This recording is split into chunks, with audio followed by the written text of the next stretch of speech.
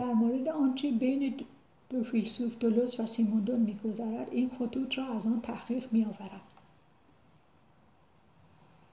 در نتیجه آنچه بین سیموندون و دولوس می‌گذرد دو طریق فلسفه کردن است. دو نقطه. یک فلسفه جغرافیا گرافیک که به مانند یک ماشین تولید ناهماهنگی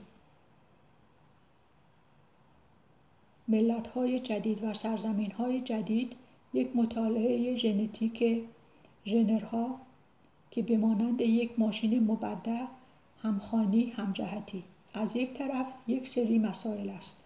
دو نقطه. چطور وحدت، غایت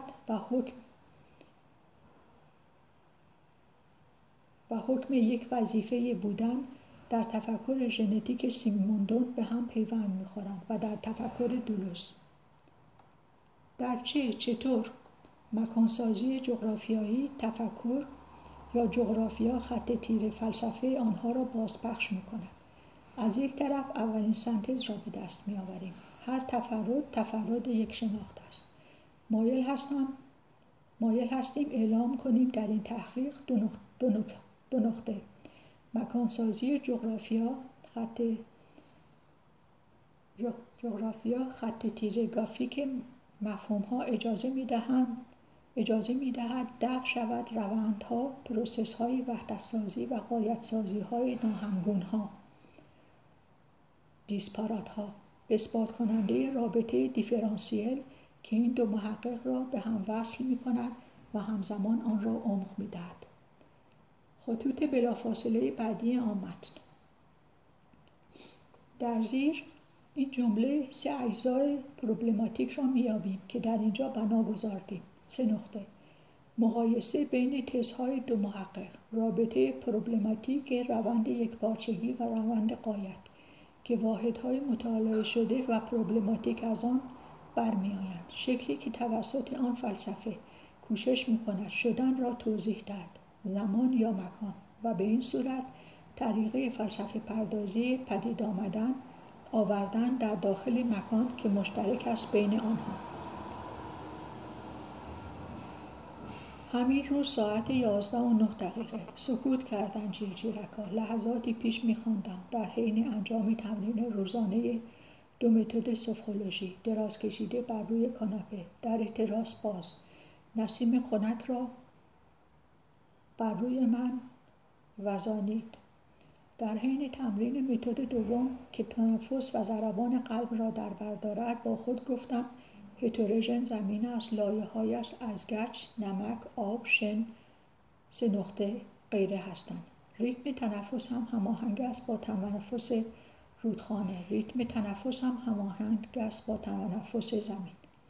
جملاتی که خود به خود ساخته شدند و تنفس من معادل بود با حس کردن سطح قایق بر روی آب رودخانه که حرکت پارو زدن آن را صعود و نزول می‌دهد.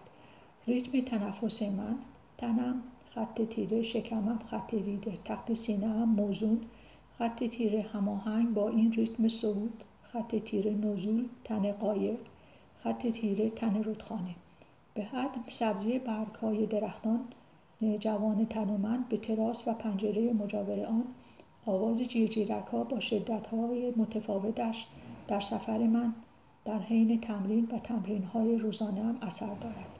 کوه‌های بلند که از پنجره تنها اتاق دیده می‌شود این روزها با ابر پوشانده شده‌اند. کوه‌های سبز.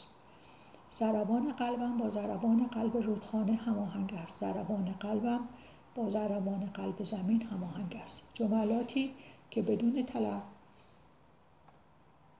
تلفظ شدن در قسمت بعدی تنفس در مورد ضربان قلب حین تمرین دقایقی پیش برای انجام تمرین‌های سوفولوژی بیان کردم. محقق آن متن فرانسه زبان ادامه می‌دهد.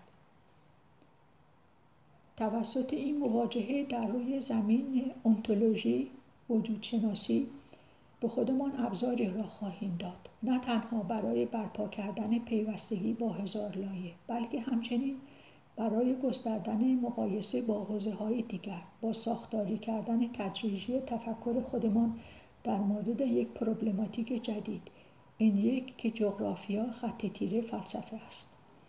همین روز ساعت 15 به کرات اتفاق می‌افتد که افراد نالایق بودن خود را برای آنچه به آنها اهدا می‌کنند نشان می‌دهد و آخرین نمونه دو مرد جوان روانشناس هستند که ننوشتند کتاب رسید، فقط همین را بنویسند. سفیر که برای هر یک ارسال کردم از دانشجوهای چند سال پیش من به خواندن کتاب‌های هانری کوربن ترجمه دکتر رحمتی ادامه می‌دهم و در مقدمه مؤلف به ترجمه انگلیسی مؤلف خود کوربن است در مورد شناساندن تجربه معنوی ابن سینا و مکتب سینایی در مورد افرادی نوشته است که به دلایل اعتقاد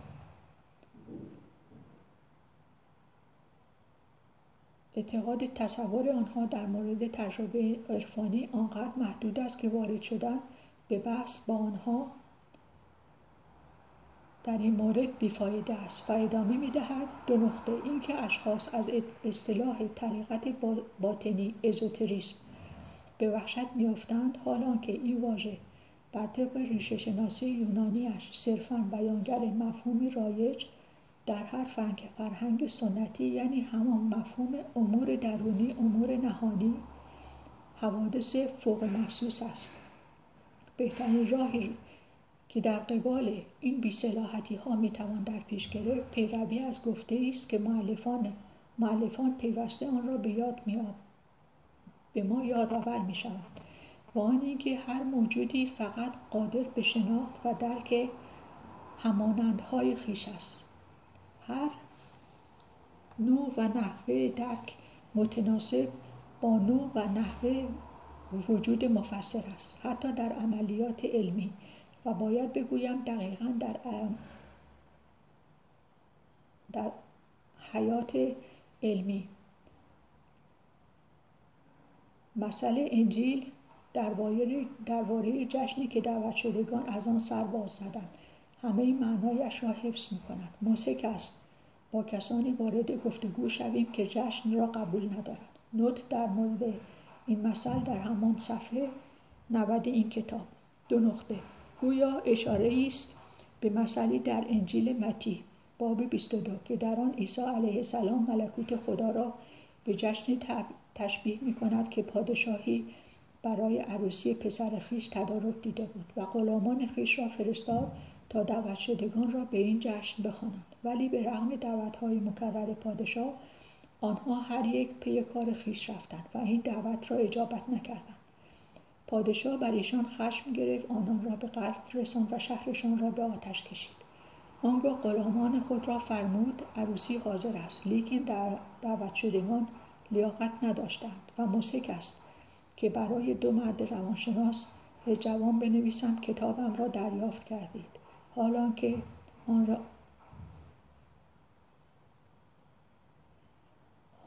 آن را دریافت کرده بودند.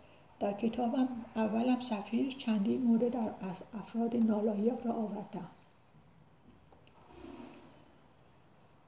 کوربن در خطوط آخرین آن مقدمه مؤلف می‌نویسد: دو نقطه برخی ابعاد یک نوع معنویت آزاد هست. برخی ابعاد یک نوع معنویت آزاد هست که عرضه آن به جهان کنونی روز به روز دشوارتر می شود. گویی آن ابعاد از دست رفته‌اند که باید دوباره فتحشان کرد.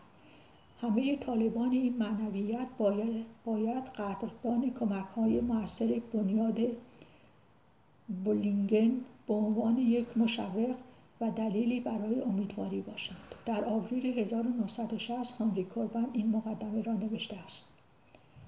16:30 همین روز. به خاطر خط آخر است همین قسمت زیر. خطوط آخر ارتیکولاسیون که نیاز من بود، نه ایدانتیفیکاسیون را در معنایش برای جستجوی یک هویت داده شده. زن روشنفکر ایرانی تبعیدی و به حد ایدانتیفیکاسیون بود. همین جستجوی اتمی دیگر برای پیوست به آن که شرط جستجوی پیوست رفتن در هستی بود. به حد ایدانتیفیکاسیون نبود، بلکه ارتیکولاسیون بود. در متن اشتباه نوشتم. به حد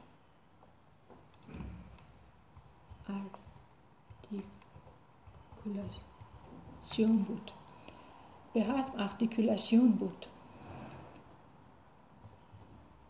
همین جستجوی اتمی دیگر برای پیوست به آن که شرط این جستجو پیوست رفتن در هستی بود، جایی که تمام اتم‌ها در آنجا هستند، طبق دو واژه در کتاب قبلی‌ام و پروسسی که مکمل پروسس ایدانتیفیکاسیون بود. اپیکوریست این حرکت خط تیره جستجوی آن ایام وقوع تجربه نفسانیم. در خط آخر در زیر و جزو تفرد است، منتها نمیدانم این چیست. 2 نقطه از متن فرانسه زبان.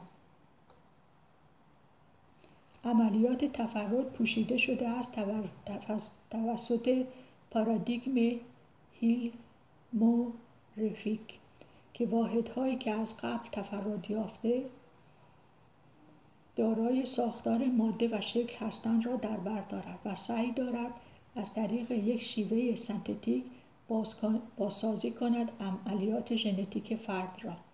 فلسفه عموماً در نظر گرفته است که یک اصل تفرد ماقبلی وجود دارد که قادر است شرح دهد ژنر افراد را.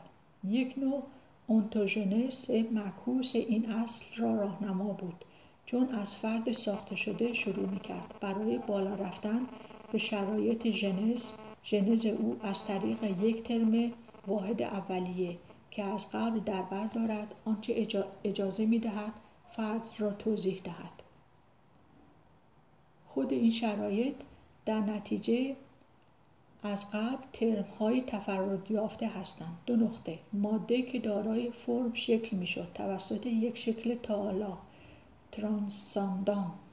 شکل از قبل در خود در بر دارد تمامی خصوصیت‌هایی که فرد را تعریف خواهند کرد، مانند اتم اپیکور که با اتم‌های دیگر ترکیب می‌شود از طریق این انحراف مسیر انفینیتزیمال که کلینامن است و فرد را شکل می‌دهد. برای من حس کرده بودم حتی قبل از قسمت بالا که آورده نشد در این متن که 2 قسمت است در این جمله. 2 نقطه خودت را بشناس، خدا را می‌شناسی. حالا خودت را از طریق من بشناس.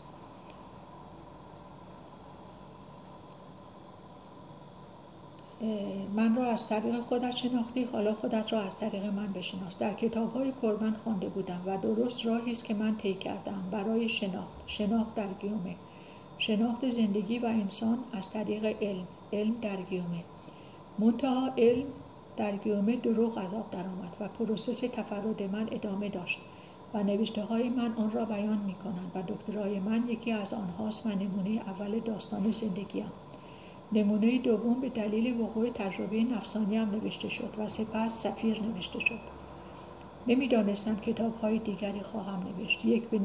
یک نوشته شدند و ادامه دارد. درست همین دو ساحتی بودن تفرد به بیان من را دلوغی در صورت جلسه نوشته است. 2 نقطه علوم تربیتی فرد را یک پارچه در نظر می‌گیرند، حالانکه 3 نقطه جمله را خواهم آورد در اینجا.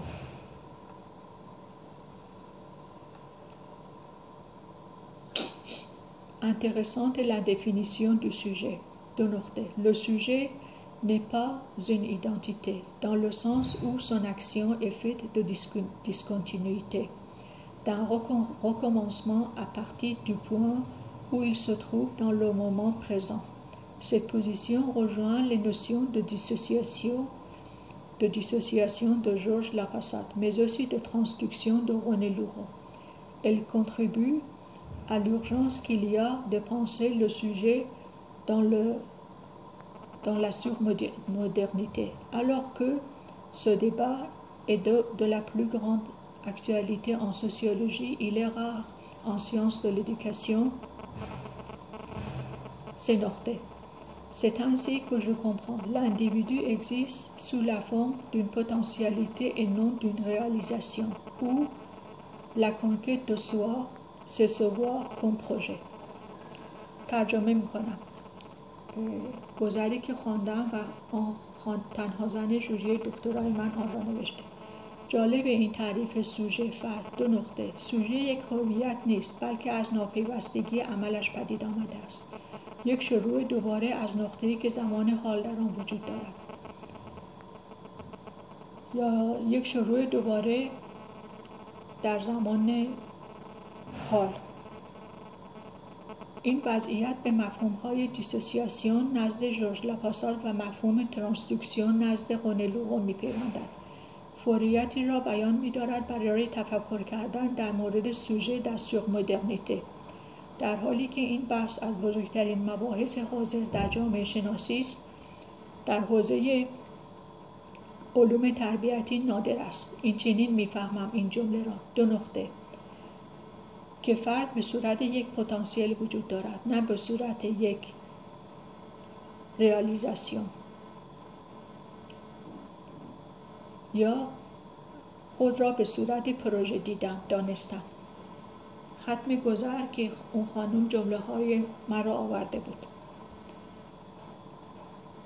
و در زیر در مورد 2 بینش فلسفه است که ابتدا فرد را یکپارچه در نظر می گرفت و از فرد به طرف شناخت تفرد می رفت، حالان که بینش دیگر فلسفه این است از تفرد شروع کند تا به فرد برسد. ادامه می دهم در قسمت فایل صوتی بعدی.